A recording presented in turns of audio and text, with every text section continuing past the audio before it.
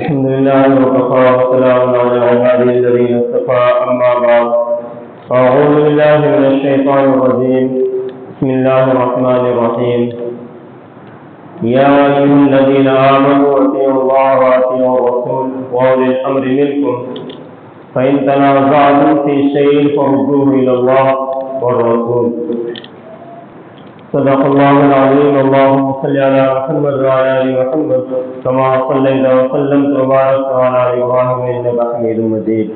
عزیزو، اللہ رب العزت نے قرآن کریم کی آیتوں میں انسانوں کو، خاص طور سے مسلمانوں کو حکم دیا ہے. انسانوں کا حکم ہے یا اللہ کو ربکم الذی خلقکم والذین من قبلکم لعلکم تتقون. یہ تمام انسانیت کے لیے حکم ہے.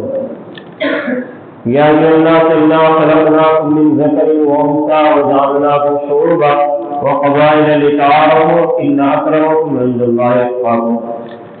یہ بھی تمام انسانیت کو حکم ہے. انسانیت کو حکم یہ ہے کہ تمہیں جس رب نے تمہیں پیدا کیا ہے اس کی عبادت کی جائے، اور اس رب نے تمہیں جو خاندانوں میں، قبیلوں میں یا ایک ملک میں اور دوسرے ملک میں پیدا کیا ہے، یہ ایک دوسرے کی پہچان کے لیے، ورنہ انسانیت میں سب برابر، انسان ہونے میں سب برابر ہے. وہی ہاتھ پاؤں سب کے ہیں، وہی دماغ ہے، وہی سر ہے، سب کے سب برابر ہیں. اور اسی لیے فرمایا کہ جب اس میں تم سب برابر ہو تو تمہارا معبود بھی ایک ہی ہونا چاہیے. تمہارا معبود بھی ایک ہی ہونا چاہیے کہ وہی اگر تم انسانیت میں، اعضاء انسانی میں الگ الگ ہوں گے تو ہو سکتا ہے تمہارے خیال میں یہ بات صحیح ہوگی کہ کسی کا ہاتھ کی جگہ کچھ اور ہوگا، سر کی جگہ کچھ اور ہوگا، تو اس کا معبود کوئی اور ہو، اس کا معبود کوئی اور ہو. لیکن یہاں پر ایسا نہیں ہے کہ سب انسانیت میں، اعضاء انسانی میں سب برابر ہیں، تو اسی لیے تمہارا معبود بھی ایک ہی ہو. یہی اللہ تعالیٰ اس میں فرماتے ہیں کہ انسانوں اپنے اس رب کی عبادت کرو جس نے تمہیں پیدا کیا ہے. تم کو تو پیدا کیا ہی ہے، کیونکہ یہ قرآن کریم کا جو حکم ہے نازل ہوا ہے محمد رسول اللہ صلی اللہ علیہ وسلم پر، اور حکم ہو رہا ہے اللہ کے رسول کے ذریعے اور اس وحی کے ذریعے وہ جو کہتے ہوئے دیکھ رہے ہیں ان کے سامنے. لیکن یہ ہر ایک کے لیے ہے. جیسے جیسے دنیا گزرتی گئی، چلتی گئی، اور جو پرانے لوگ ہیں وہ دنیا سے چل بسے اب نئے لوگ ہیں تو ان کے لیے یہ حکم ہے. آگے اس کی آیت میں اللہ تعالیٰ فرماتے ہیں کہ تم کو تو پیدا کیا ہی ہے، لیکن جو تم سے پہلے تھے ان کو بھی اسی خالق نے پیدا کیا ہے جس نے تمہیں پیدا کیا تھا. لعلکم تتقون. اور اگر تم اس بات پر جم جاؤ گے، اللہ تعالیٰ کی عبادت کرنے لگ جاؤ گے، تو یہ تمہارے لیے پرہیزگاری کی بات ہے، تمہارے لیے بچاؤ کا ذریعہ ہے، تمہارے لیے نجات اور کامیابی کا ذریعہ ہے. دوسری جگہ اللہ تعالیٰ نے انسانوں کو اس طرح سمجھایا ہے یا اللہ خلقناکم من ذکر وانثى، کہ انسانوں ہم نے تمہیں ایک مرد اور ایک عورت سے پیدا کیا ہے. وجعلناکم شعوبا، اور ہم نے تمہارے درمیان خاندان، قبیلے بنائے لتعارفوا، تاکہ تم ایک دوسرے کو پہچان لو، ایک دوسرے کی پہچان ہو تم. اور اللہ تعالیٰ نے یہاں پر یہ بات ارشاد فرمائی کہ کسی کا دنیا کے اندر حسب نسب والا ہونا، عہدہ اور مرتبے والا ہونا، حاکم ہونا، یا کتنے بھی بڑی پوسٹ پہ اس کا دار و مدار ہونا ہے دنیا کے اندر، یہ تمہارے نزدیک بڑا ہوگا، تمہارے نزدیک عزت کا باعث ہو سکتا ہے. اللہ تعالیٰ کے نزدیک یہ عزت کا باعث نہیں ہے. اللہ دنیا کے اندر کتنے ایسے لوگوں کو آپ کو جانتے ہوں گے جو سب سے شریر انسان ہوگا اس سے لوگ ڈرتے ہیں. کیوں؟ اس سے شر سے بچنے کی وجہ سے. کتنا ایسا کمینہ انسان ہوگا، کم وقت بدنصیب ہوگا تو بڑے بڑے عہدے پر فائز ہوگا. دنیا کے اندر ہے ایسا، اور آپ لوگ جانتے بھی ہوتے ہیں بہت سے لوگوں، لیکن ان کا دنیا کے اندر عزت کا معیار جو ہے، لیکن اللہ تعالیٰ کے یہاں وہ عزت کا معیار نہیں ہے. اللہ تعالیٰ کے یہاں عزت اللہ تعالیٰ کے نزدیک عزت کا اور بڑائی کا معیار ہے وہ تقویٰ ہے، پرہیزگاری ہے۔ اللہ تعالیٰ کے دین پر چلنا ہے، اللہ تعالیٰ کے دین سے ہٹ کر کتنا بھی بڑا عہدہ مل جائے، کتنی بڑی فوج مل جائے، کتنا بھی مقام اور مرتبہ مل جائے، تو وہ اللہ کے نزدیک قابل قبول نہیں ہے، اللہ تعالیٰ کے نزدیک عزت والا نہیں ہے۔ یہ بات ٹھیک ہے، دین اگر ہمیں حاصل کرنا ہے تو دنیا کو قربانی ضرور دینی پڑے گی، دین پر اگر چلنا ہے تو دنیا کو قربانی دینی پڑے گی، یہ لازم ہے، ضروری ہے، اس کے لگے چارہ نہیں ہے۔ اگر ہم چاہتے ہیں کہ ہمارے ایک ہاتھ میں دنیا اور ایک ہاتھ میں ہمارے دین ہو، یہ محال ہے، دنیا میں سلسلہ ہے۔ ایسا نہیں ہو سکتا کہ آدمی دنیا میں خوب کما لے، رات کے وسیلے لگا دے اور پھر دینداری میں ڈھول کے پیش کرے، ایسا نہیں ہو سکتا۔ دین اگر کمانا ہے، دین پر چلنا ہے، دین معاشرہ بنانا ہے تو اس کے لیے قربانی دینی پڑے گی، اس کو اپنے خواہشات کو کم کرنا پڑے گا، اپنے امیدوں کو چھوڑنا پڑے گا، اپنی جو تمنائیں ہیں خواہشیں ہیں ان کو ترک کرنا پڑے گا۔ اسی لیے تو کہا ہے کہ یہ جو دنیا ہے، اللہ کے رسول فرماتے ہیں کہ یہ تو ایسے ہے کہ جس طرح ایک مردار جانور، مردے کی طرح ہے، اور مردے کو کون کھاتا ہے؟ مردے وہ خلاف اس کو طلب کرنے والے کتے ہیں۔ تو ان کی مثال بیان کی ہے کہ جو لوگ کسی ان کے پیچھے لگے رہتے ہیں، ہر دن ہر ٹائم کسی نے ان کا دماغ چلتا ہے کہ بس مجھے دنیا کا کوئی مقام مل جائے، دنیا میں مجھے کوئی عہدہ مل جائے، میں دنیا کے اندر بڑا آدمی بن جاؤں اور میرے پاس گاڑیاں اور بنگلے ہو جائیں۔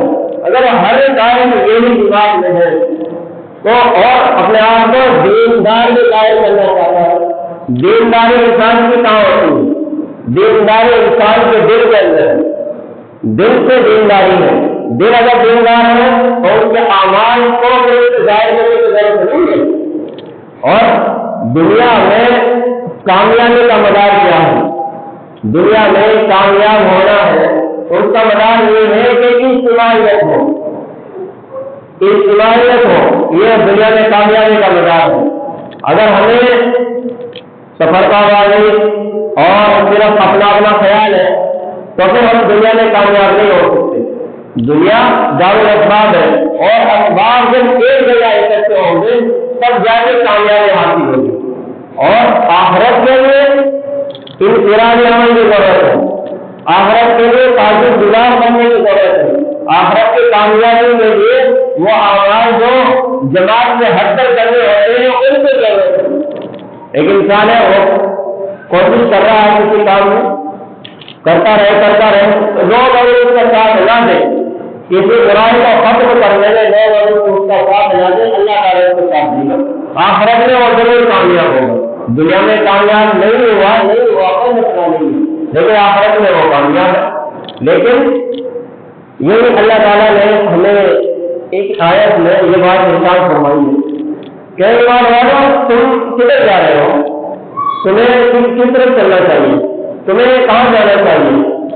اطیعوا اللہ واطیعوا الرسول، کہ اللہ تعالیٰ کی اطاعت کرو اور اللہ کے رسول کی اطاعت کرو، اس کی فرمانبرداری کرو، یہ تمہارا کام ہے، یہ تمہارا کام ہے کہ اللہ تعالیٰ کی اور اللہ کے رسول کی اطاعت۔ اور ایک جگہ پر اللہ تعالیٰ یہ فرماتے ہیں کہ اگر تم یہ چاہتے ہو اور تم میں سے ہر ایک بندہ، ہر ایک مومن بندہ یہ اس کے دل و دماغ میں یہ بات ہے کہ میں اللہ تعالیٰ کا مقرب اور محبوب بندہ بن جاؤں، اللہ تعالیٰ کا میں بڑی بندہ بن جاؤں، میں اللہ سے جو بھی دعا کروں اللہ میری دعا قبول کروا لے، میں مستجاب دعوات بن جاؤں، اگر اس کے دل و دماغ میں یہ بات ہے تو اس کو چاہیے کہ وہ اللہ کے رسول کی اطاعت کرے۔ تم سمجھ بولے گا، اللہ تعالیٰ فرماتے ہیں کہ آپ ان سے کہہ دیں کہ اگر یہ چاہتے ہیں کہ ہمیں اللہ تعالیٰ پسند کر لے، ہمیں اللہ تعالیٰ اپنا محبوب بندہ بنا لے، تو ان کو چاہیے کہ تم میری اطاعت کرو، اللہ کے رسول کی اطاعت کرو، اللہ کے رسول کی فرمانبرداری کرو، اللہ کے رسول کی سنتوں پر عمل کرو۔ اور آج کی وقت ضرورت یہی ہے، وقت ضرورت یہی ہے کہ اپنے دین پر مضبوطی کے ساتھ چلنے کی۔ آگے فرماتے ہیں فتبعونی کہ جب تم میری اطاعت کر لو گے، میری فرمانبرداری کر لو گے، یحببکم اللہ، تو تم اللہ تعالیٰ کے پسندیدہ بندے بن جاؤ گے، اللہ تعالیٰ کے محبوب بندے بن جاؤ گے۔ اور وہ کب بنو گے کہ بس دو کام کرنے، اللہ تعالیٰ کی اطاعت۔ اللہ تعالیٰ کی اطاعت یہ ہے کہ اللہ تعالیٰ نے جو فرائض احکامات دیے ہیں ان میں کوئی کمی کوتاہی نہ ہو، ان میں کوئی کمی نہ ہو، اور اگر کوئی آدمی نہیں جانتا تو ان کو سیکھنے کی ضرورت ہے فرض کے بارے میں، اور ہر ایک انسان کی یہ اپنی انفرادی ذمہ داری ہے کہ وہ جانے کی شریعت کے احکام واجبہ اور احکام فرضیہ میرے ذمہ کیا ہے، ہر ایک انسان کی انفرادی ذمہ داری ہے۔ ہر ایک انسان اس کے لیے کوشش کرے، ہر انسان، اور یہ ایسی ضرورت ہے جیسا کہ ہمارے جسم کے لیے کھانے پینے کی ضرورت ہے، ہمارے جسم کے لیے اور چیزوں کی ضرورت ہے، اور اپنی زندگی کو بچانے کے لیے ہمیں پانی کی ضرورت ہے، تو اسی طرح ہمیں اپنے دین کو اور اپنی دینداری کو بچانے کے لیے، اس کو ظاہر کرنے کے لیے ہماری یہ وقت کی ضرورت ہے کہ ہم اپنے فرض احکام کو سیکھیں اور اس پر عمل کریں۔ یہ ہماری وقت کی ضرورت ہے۔ آج کتنے لوگ ایسے ہیں جن کو اپنے حقوق واجبہ کے بارے میں ان کا علم نہیں ہے کہ مجھ سے متعلق کیا کیا فرض ہے، کہ میں اللہ تعالیٰ کے کبھی یہ نہیں ذہن میں آتا کہ کیا میں اللہ تعالیٰ کے فرض کیے ہوئے تمام احکامات پر عمل کر رہا ہوں یا نہیں۔ کبھی دماغ میں یہ بات نہیں آتی کہ میں جو اللہ تعالیٰ کے احکامات ہیں کیا میں ان کا پورا کھرا اتر رہا ہوں یا نہیں، کیا اللہ کے رسول کے جو احکامات اللہ کے رسول نے اپنی زبان مبارک سے ہمیں دیے ہیں کیا میں ان پر مکمل طریقے سے عمل کر رہا ہوں یا نہیں۔ کبھی دماغ میں نہیں آتی ان کی بات، لیکن آنی چاہیے۔ جب دین کو زندہ رکھنا ہے، دیندار بننا ہے، اور دینداری آگے نسل کو چلانی ہے، دینداری میں نسل کو اسی پر چلانا ہے تو خود دیندار بننا پڑے گا، اپنی اولاد کو دیندار بنانا ہوگا تو خود دینداری پر آنا پڑے گا۔ اپنی اولاد کو یہ آدمی کیا کیا نہیں کرتا، اس کو دیندار بھی کرنا چاہیے۔ جب سارا کام وہ کرتا ہے تو دینداری میں کیوں ملتا رہتا ہے، تو دینداری میں اس کو زیادہ محنت کرنی چاہیے۔ اللہ کے رسول صلی اللہ علیہ وسلم کی سنتوں کو تو بس یہ سمجھ لیتے ہیں کہ یہ تو سنت ہے، کیا کئی سنت ہے، اور کہ اصل تو ہم سے جو پیش ہوگی وہ اللہ تعالیٰ کے احکامات کے بارے میں ہوگی۔ صحیح بات نہیں ہے۔ فرض احکامات اللہ تعالیٰ نے جو فرض احکامات دیے ہیں ان کے بارے میں اللہ تعالیٰ پوچھ ہوگی۔ مثال کے طور پر نماز ہے، نماز ہم 17 رکعت ہے، فجر سے لے کر عشاء کی 4 رکعت فرض تک، یہ 17 رکعتیں ہوتی ہیں۔ ان 17 فرضوں کے بارے میں پوچھ ہوگی کہ فجر کے فرض پڑھے یا نہیں پڑھے، فلاں دن فجر کے پڑھے تھے یا نہیں پڑھے تھے، اور عشاء کے فرض پڑھے یا نہیں پڑھے۔ باقی اور جو اعمال ہیں، سنتیں، جیسے ظہر کی نماز ہے اس میں سنتیں ہیں، عصر کی نماز ہے اس میں پہلے سنتیں ہیں، مغرب کی نماز ہے اس میں پہلے سنتیں ہیں، یا نفل ہے۔ عربی میں سب کو فرض کے علاوہ سب کو نفل کہہ دیتے ہیں، عربی میں سب کو تطوع کے لفظ سے استعمال کرتے ہیں، اور وہ بہت زیادتی کے طور پر ہے۔ جیسا کہ اللہ تعالیٰ نے ایک نیکی کا ثواب 10 گنا رکھا ہے، اللہ تعالیٰ نے ایک نیکی کا ثواب 10 گنا رکھا ہے، لیکن اس میں اگر اس بندے کا اخلاص زیادہ ہوگا، وہ صرف اور صرف اللہ کے لیے کرتا ہے، اس میں کوئی ریاکار یا دکھلاوا نہیں ہوگا، کوئی اس کی اپنی منشا نہیں ہوگی، تو اللہ تعالیٰ اس کو پھر 1 سے 10 سے 700 اور 700 سے 1000 گنا اس کو بڑھا دیتے ہیں۔ یہ کیا ہے، یہ بڑھوتری ہے۔ تو اسی طرح اللہ تعالیٰ نے فرض کیے ہیں 2 فجر کے 2 فرض، اب اللہ کے رسول نے اس سے بڑھا دیا 2 سنتیں اور، کہ تمہیں، اور وہ کس لیے کہ تمہارا ثواب زیادہ ہے، کیونکہ تم اس فرض کا وہ حق ادا نہیں کر سکتے جو کرنا چاہیے۔ اگر تم اس فرض کا وہ حق ادا کر دو جیسے نبی نے پڑھی ہے، نبی کے ساتھ نے پڑھی ہے، تو پھر تمہیں اس کی ضرورت نہیں ہے۔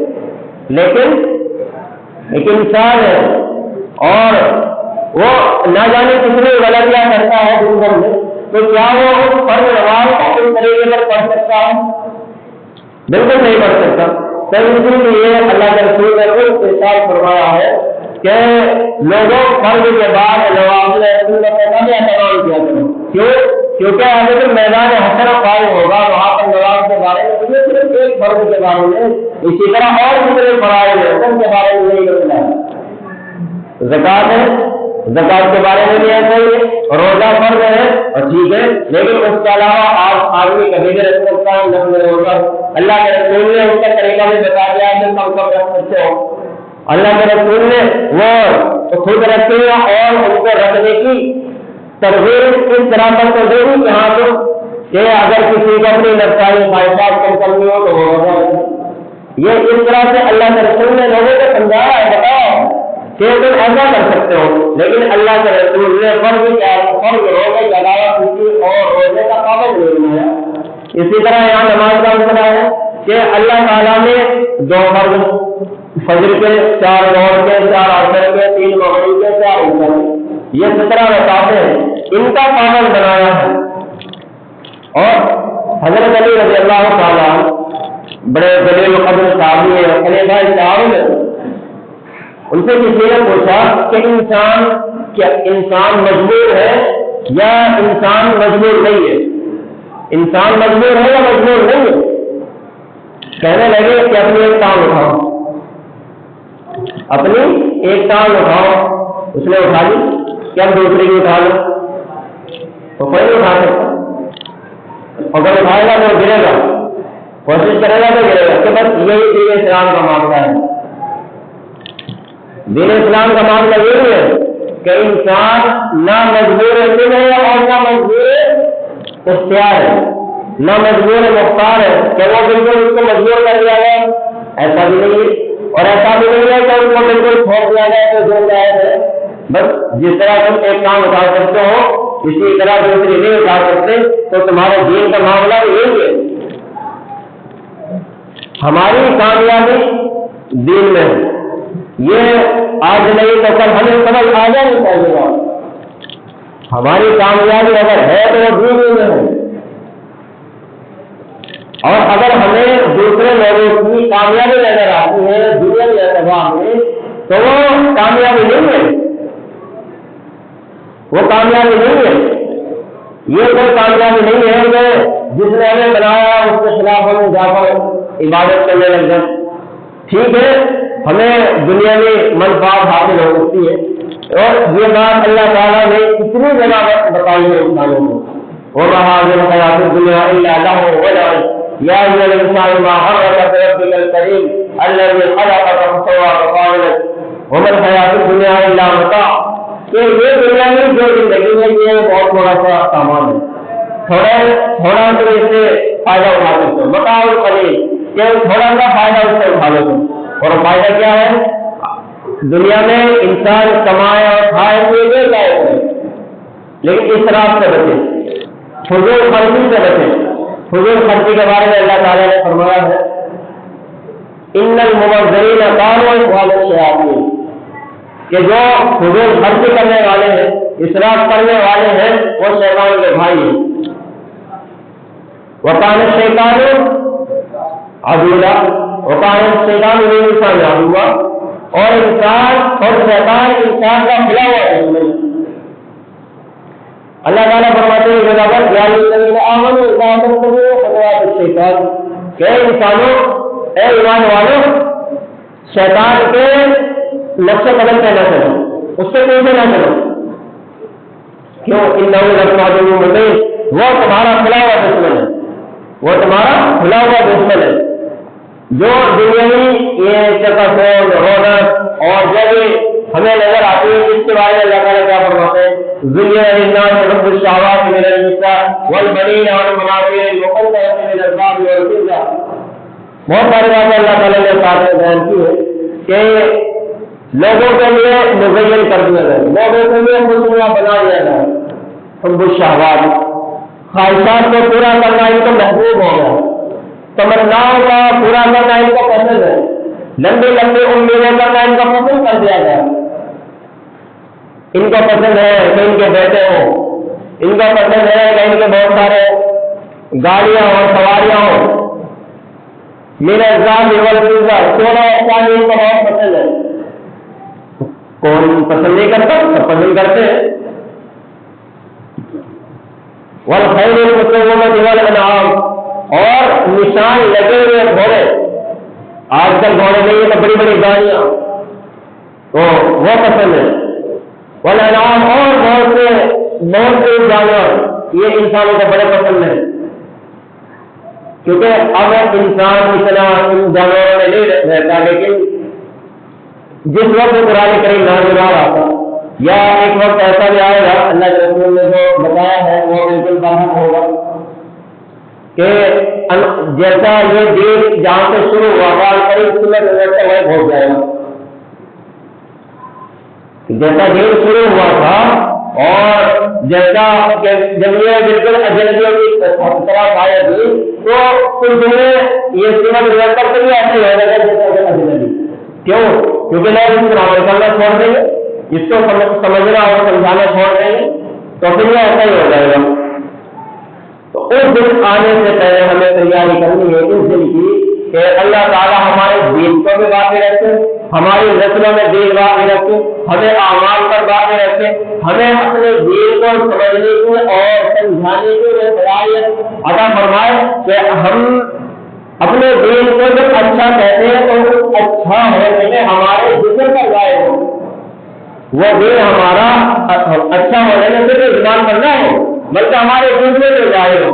ہماری زبان اچھی ہو، ہمارے گفتار اچھی ہو، ہمارے اخبار اچھے ہو، ہماری باتیں اچھی ہو، ہمارے عدل احتساب اچھا ہو، ہمارا معاشرہ اچھا ہو، تو بات اچھی ہو. جب ہمارا دین اچھا ہے اس میں کوئی شک اور شبہ نہیں ہے کہ جو اللہ تعالیٰ کا دیا ہوا دین ہے، اللہ تعالیٰ کا جو قرآن ہے، اللہ کے رسول نے آپ سے بیان کی ہے، وہ تو بڑا ہے.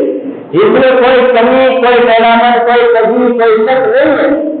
جب ایسا ہے تو پھر ہم اسی طرح سے ہمارا عمل بھی ہونا چاہیے. اسی طرح سے ہم اپنے بچوں کو سکھائیں، اپنے بچوں کو اس بات کی عادت ڈالیں کہ ہم اس کو یہ نہ دیں کہ صبح کو تمہیں اسکول جانا ہے، کہ صبح کو اسکول جانا ہے یہ نہ کہیں، بلکہ یہ کہیں کہ تمہیں صبح کو فجر کی نماز پڑھنی ہے، اسی جلدی سو. یہ عادت ڈالیں، یہ عادت بنائیں اپنی بہن اور بیٹیوں کے لیے. ان کو کہیں یہ باتیں کہیں کہ تمہیں فجر کی نماز پڑھنی ہے، صبح کو تمہیں قرآن کریم کی تلاوت کرنی ہے، یہ باتیں ان کو سکھانی چاہیے. اور مائیں کیا کہتی ہے؟ بیٹا جلدی سو جاؤ، بیٹی جلدی سو جاؤ، کالج جانا ہے، اسکول جانا ہے. وہ پھر کریں گے کیا؟ پھر وہی اسکول کا، کالج کا وہی باتیں پھر ان کے دماغ میں ہے. اور جب ان کو کہا جائے گا کہ نماز پڑھنی ہے صبح کو، تلاوت کرنی ہے صبح کو، ذکر اذکار کرنا ہے، اللہ تعالیٰ کا نام لینا ہے، تو پھر وہ ان کا دماغ سنتلن میں رہے گا. ان کا دماغ بالکل اپنے جو دین استعداد ہے اسی کے اندر رہے گا. اور یہ ہماری ضرورت ہے، ہمیں دین کی ضرورت ہے، دین کا ہماری ضرورت نہیں ہے.